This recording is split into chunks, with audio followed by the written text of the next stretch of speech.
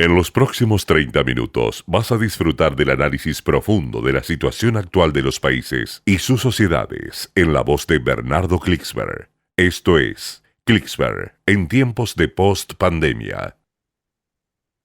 Queridos amigos de Radio High, ¿cómo están?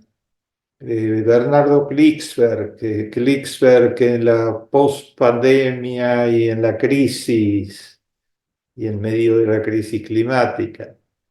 Es un gusto inmenso poder reflexionar juntos en nuestra queridísima Radio High, insignia de la radiodifusión, la primera radio judía en idioma español, la notable creación de nuestro querido amigo Mickey Stuerman, genial, acompañado por otro genio de las comunicaciones, Dani Salzman, y estamos acá con un locutor de estrella, lleno de empeño, de fuerza, entusiasmo para cumplir la tarea.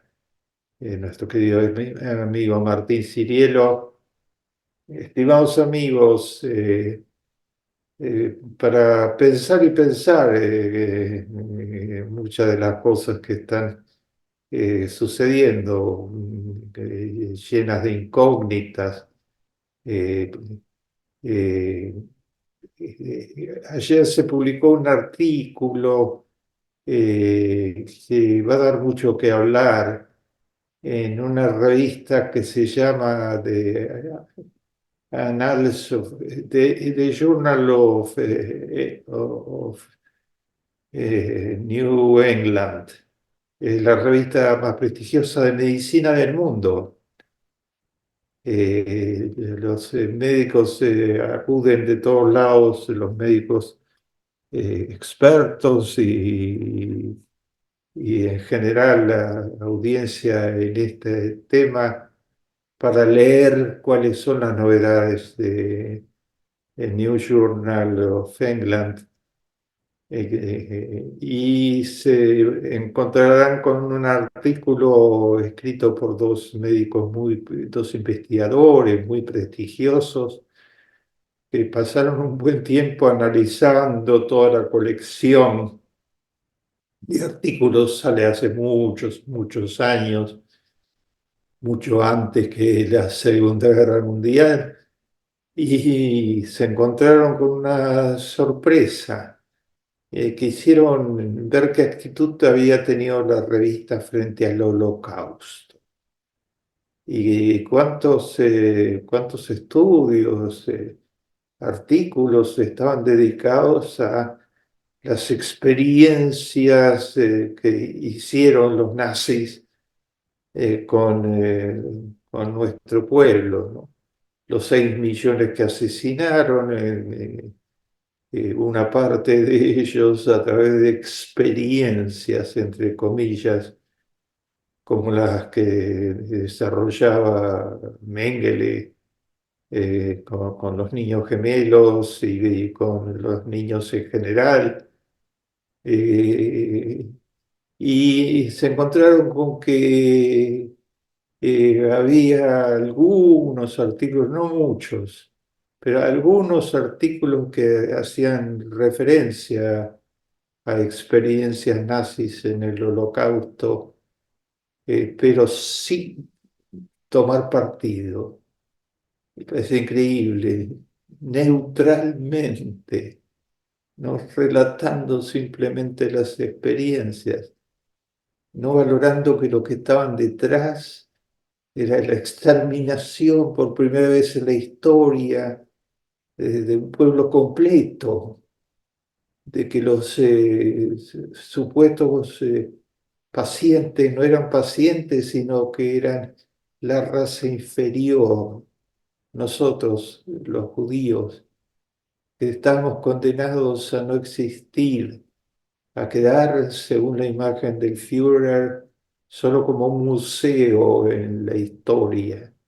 con algunos objetos que mandó recolectar de la inmensa matanza de los 6 millones para que quedara solo eso, la prueba de que se había exterminado la raza judía, como la llamaban, los parásitos inferiores.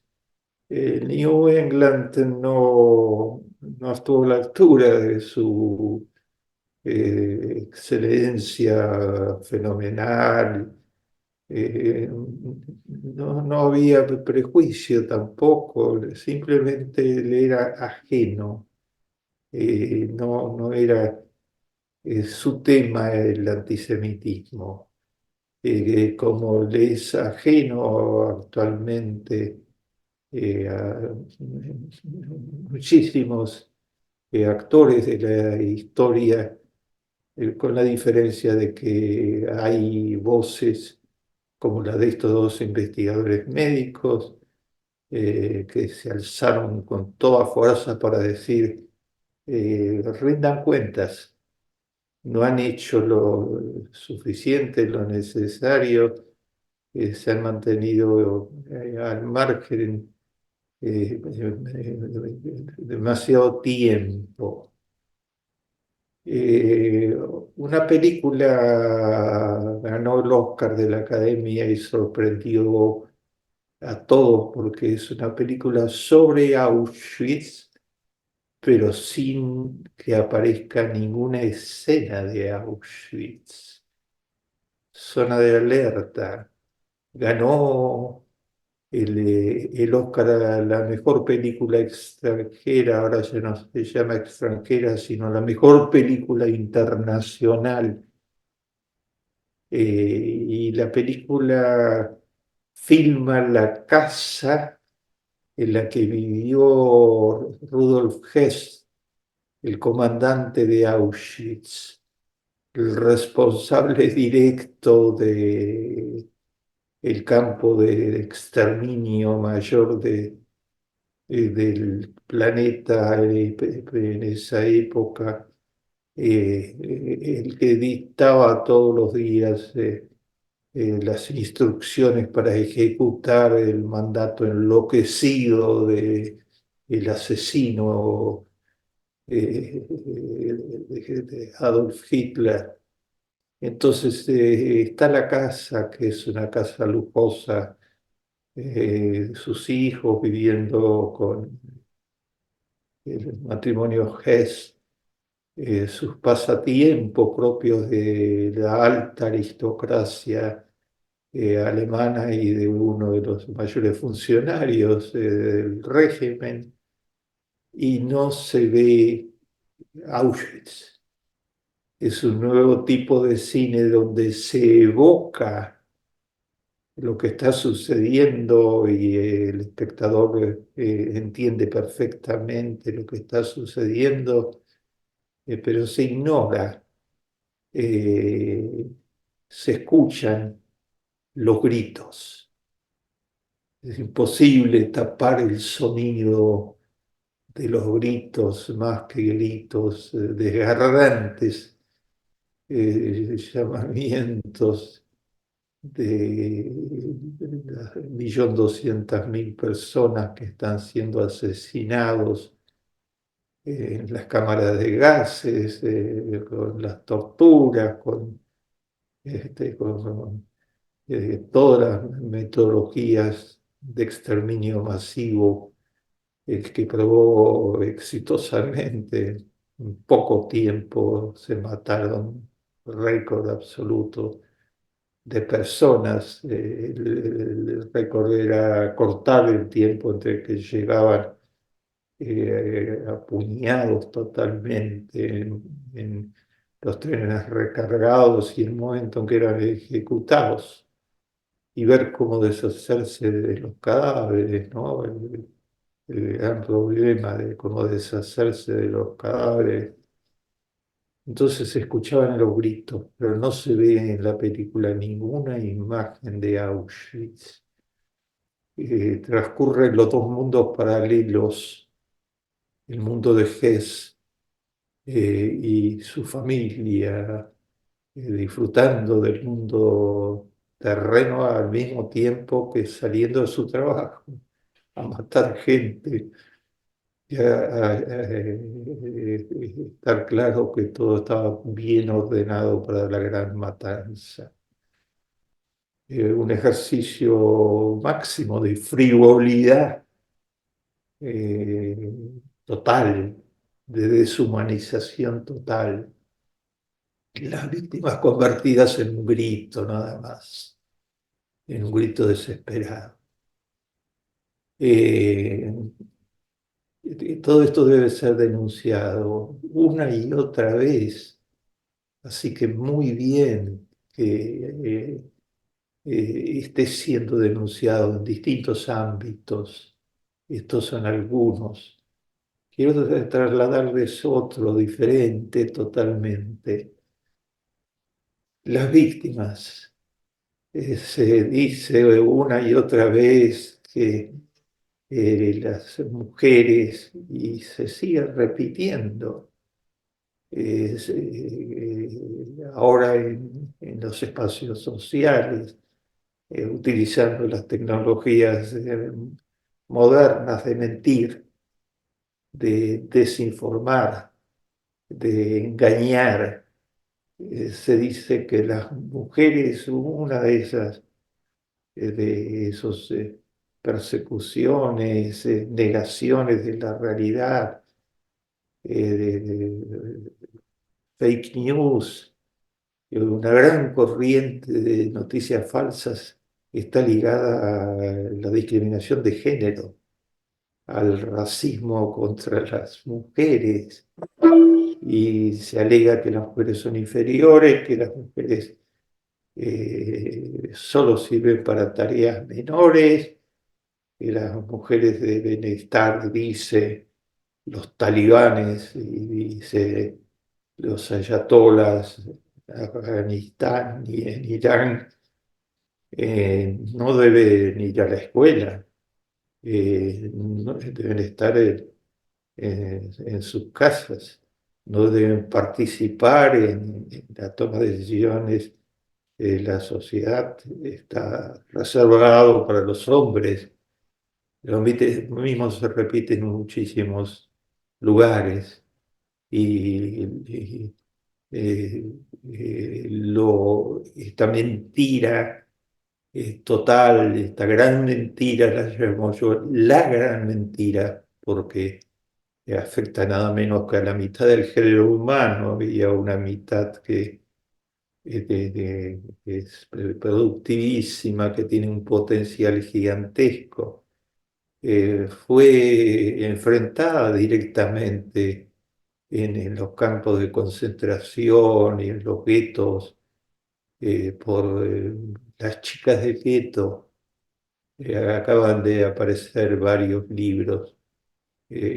Acaban de aparecer, parece mentira, poco tiempo atrás. Judy Batallón, por ejemplo, es una de las autoras, documentando cómo las jóvenes del gueto, las chicas del gueto, formaron parte activa y central de la rebelión del gueto de Varsovia, el 18-19 de abril.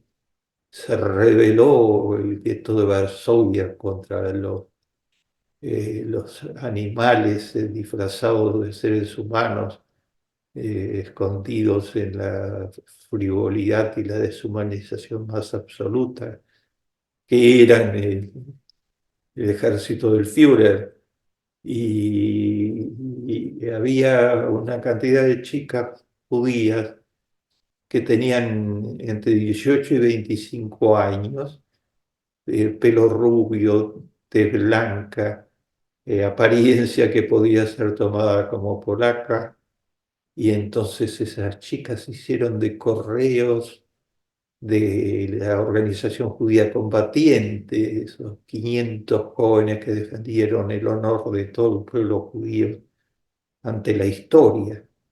Llevaban y traían cartas, víveres, noticias, intercomunicaban entre sí, los guetos eran la verdad frente a la mentira del trabajo Libera, que era el gran cartel en Auschwitz.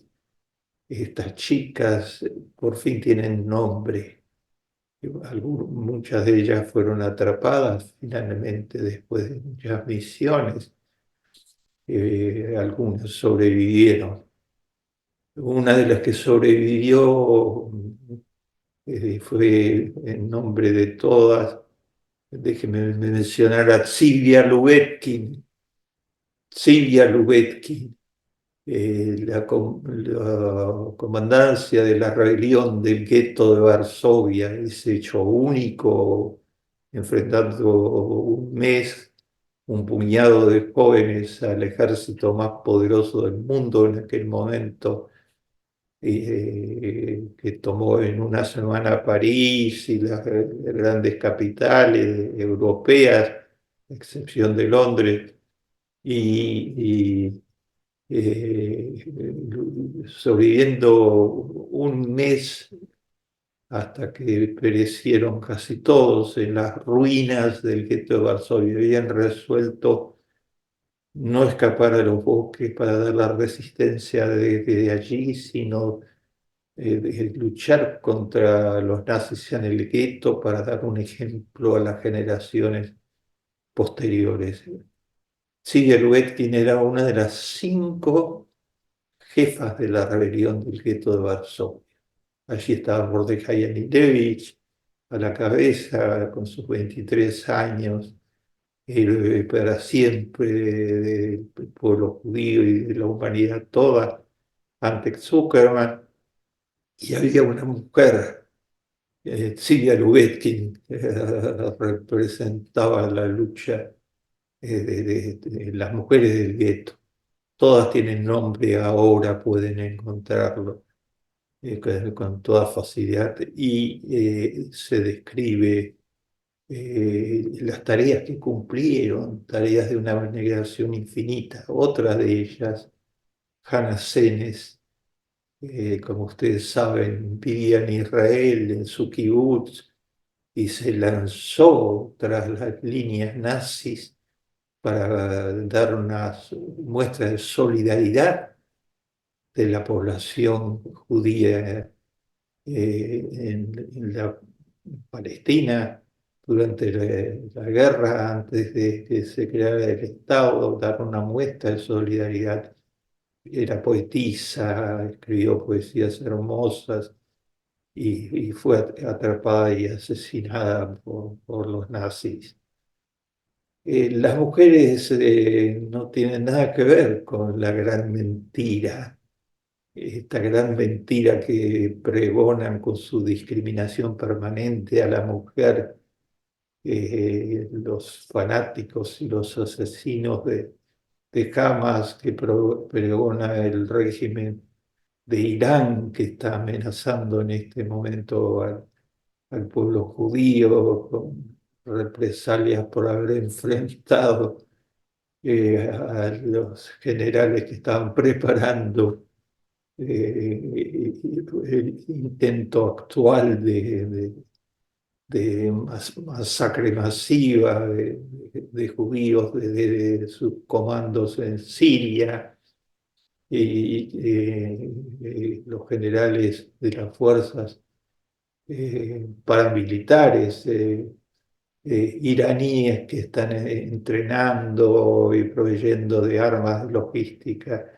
y de todo lo que es posible para la maquinaria de la muerte puesta en marcha por los grupos terroristas de Hamas, sus alianzas con Hezbollah y con los asesinos de Yemen y con los grupos terroristas que pululan actualmente tratando de destruir, que no exista más entre margen y margen un Estado que, lleno de gloria a la humanidad con sus conquistas científicas y tecnológicas y su labor por el mundo entero. Eh, las mujeres aparecen en esta historia como una nota de optimismo para todo el género humano. Fueron a la cabeza, están mujeres como las combatientes del gueto, pero también hubo mujeres que combatieron en muchos terrenos contra la discriminación y ganaron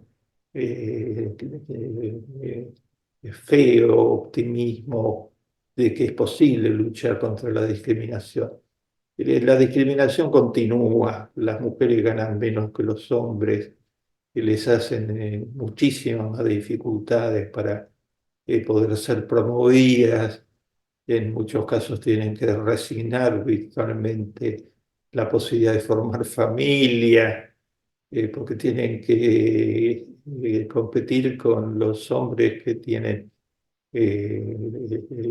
todo a su favor, el machismo, la gran alianza, las imágenes culturales estereotipadas de las mujeres como un rango inferior, que no deben incursionar en tareas que no son para ellas.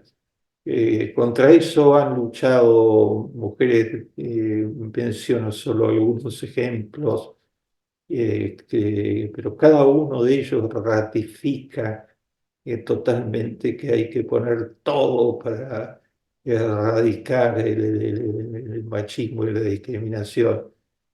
Por ejemplo, Madame Curie. Madame Curie descubrió cómo aplicar la radioactividad en la medicina a comienzos del siglo pasado, del siglo, eh, cuando todo esto era muy totalmente innovador. Y Madame Curie fue propuesta para ingresar a la Academia de Ciencias de Francia, la Academia de Medicina de Francia, y fue rechazada porque era mujer. Al mismo tiempo, poco después, le dieron dos premios Nobel, no uno, sino dos, el premio Nobel de Física y el premio Nobel de Química, porque revolucionó ambas disciplinas con sus descubrimientos. Qué coraje que tuvo para soportar las discriminaciones que la acompañaron siempre y seguir adelante. Por ejemplo, una joven, Malala, a los 13 años, luchando en Pakistán para que las niñas pudieran ir a la escuela, porque es otro de los países donde la discriminación es activísima. Los talibanes quisieron matarla y para asegurarse le propinaron 16 balazos. Milagrosamente la ciencia logró salvarla en Inglaterra, terminó allá sus estudios, obtuvo el premio Nobel por su abnegación en defender los derechos de las niñas a estudiar y está hoy amenazada permanentemente, no puede volver al lugar de los represores. A Pakistán, pero está yendo por el mundo defendiendo los derechos de la mujer. Por ejemplo, a la cabeza de grandes cruzadas mundiales está mujeres muy humildes que muestran, por ejemplo, Rosa Parks.